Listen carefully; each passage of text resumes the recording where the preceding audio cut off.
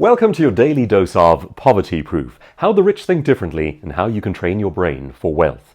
Today we're looking at the top 7 behavioral impoverishers from around the world. This is an amalgamation of research in different nations, and the order of these impoverishers may change nation to nation, but generally speaking, you will find them in this order as well, which is to say that numbers 1, 2, and 3 are the leading causes of poverty around the world, and they then tend to follow loosely the order in which I'll present them after that. Fascinatingly, all of them have as their basis one simple principle, which is delayed gratification. Can you show the discipline to wait for what you want and to work for what you want? Or do you go the opposite route and basically grab for what you can have right now? That is the core dynamic that determines the difference in terms of positive versus negative behaviors. With that, let's jump into the top 7 behavioral impoverishers and how you can reverse them to your benefit. Number 1, the politically incorrect one, unwed childbearing. All around the world, this is the leading indicator of poverty, both for the generation having children out of wedlock and as a knock-on effect for the children thereafter. Now, it's worth pointing out that it is not impossible for, say, an unwed mother to become wealthy. However, it is much harder and statistically unlikely. It also puts the children at a measurable financial disadvantage for the next generation. Faithful maintenance of a family globally is the number 1 behavioral indicator of an escape from poverty. Number 2, unwillingness to work because a minimal support system is available. This, of course, is the classical social grant problem. As originally conceived, this was a very good idea, a very humane one. The goal originally was to help people who can't work. The problem is when it expanded beyond people who can't work to people who don't want to work. And of course, the great problem is it incentivizes people to go that route rather than living up to their fullest potential. Number 3, lack of education. Now, I read this one less in terms of an academic qualification than I do in terms of literacy. If you are literate, you have access to the entire world. If you are able to read at a competent level, everything is available to you. You can read the business books, you can read the wealth books, you can orient your life. You can read history and figure out where we've come from and why we're going where we're going. Without that literacy, though, it becomes much more difficult to do basic things like become an entrepreneur, start even a small business, apply for a job, and so forth. Increasingly, companies around the world are placing less emphasis on the academic qualification and more emphasis on your ability to do a thing. And that, in no small part, is based on literacy. If you have that one down, the world can be your oyster. Number 4, paying for vices. Now, this is not me moralizing, this is actually a measurable problem to people trying to escape from poverty. And it's all the obvious things, it's the smoking, it's the drinking, it's the gambling, it's the paying for sex. Firstly, the initial problem is that you lose money to these causes. It is direct outflow from your accounts. Secondly, perhaps worse than that, the costs become habitualized as addiction sets in. That means that over the course of your life, a large, measurable chunk, a massive percentage of your total income goes out to a vice. And then finally, of course, there are the damaging effects on your life itself. Take gambling, for example. You can get into massive debt, which has a very obvious effect on your wealth potential. Number 5, spending tomorrow's income today and debt that generates more debt. You've probably heard about Albert Einstein talking about compound interest as one of the most powerful forces in the universe. You don't want to get on the wrong side of compound interest in a debt sense. So it's the idea of assured debt based on non-assured income. The degree to which you can keep yourself wisely out of debt is the degree to which you keep yourself from poverty.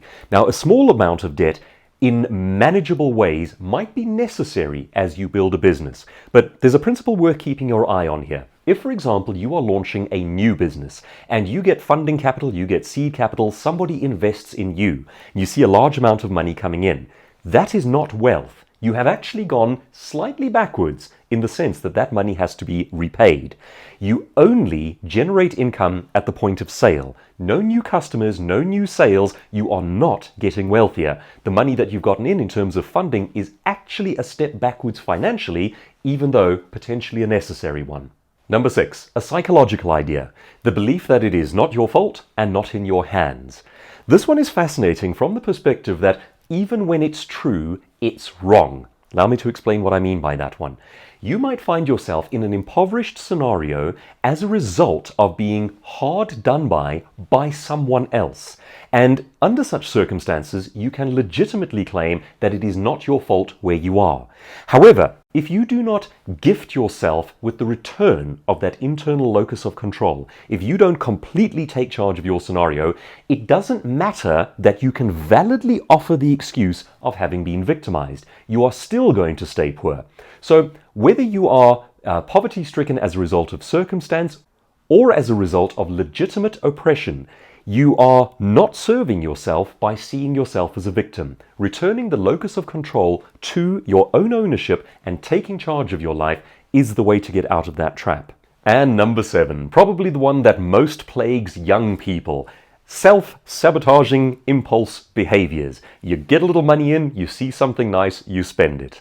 And this really is the dynamic of viewing income as a lifestyle support system, rather than more wisely viewing your income as a wealth-generating mechanism. And we justify this one to ourselves in so many different ways. It's, well, I work so hard, I need a little relaxation. You only live once, everybody's doing it, and so on and so forth. Master-level wealth builders resist those little heuristics, those phrases in their own minds, and they continually remind themselves that they're playing the long game. There is almost a master tactician in the background, seeing those excuses, resisting them, and building for the long term. So, how do we reverse these behaviors? In Poverty Proof, I take each one of them and I turn them around into a proactive strategy. They look like this. Number 1, I only have children within marriage. I try to keep my family together. Number 2, I take pride in my work, regardless of how humble it may be. I'm developing a strong work ethic, and that fact will change the course of my life. Number 3, I educate myself as much and as often as possible. I make the smartest decisions I can at the time about what education I need. And I don't worry too much if I get it wrong. I know that education is a lifelong pursuit, not a pass or fail scenario. So I just keep reading because no knowledge ever gets wasted. Number 4, I don't develop vice habits in the first place. I don't take that first puff of a cigarette because I don't believe in turning a percentage of my life's wealth into smoke. If I have vices, I strive to eliminate them from my life. They shorten my years, they steal my money, they're not worth it for me. Number 5, I don't use systems that ensure future debt. Instead, I use systems that create future freedom. We talk about that more later as we go along. Number 6, I take total accountability for my scenario, even when that doesn't seem fair. When I believe that my future is completely in my hands, I can strategize and work to improve it. Victims merely continue to be victims, and that's not for me. Number 7, the final one. I don't fall for the emotional tug of peer pressure. I live according to a plan, my plan, and not according to other people's pressure upon me.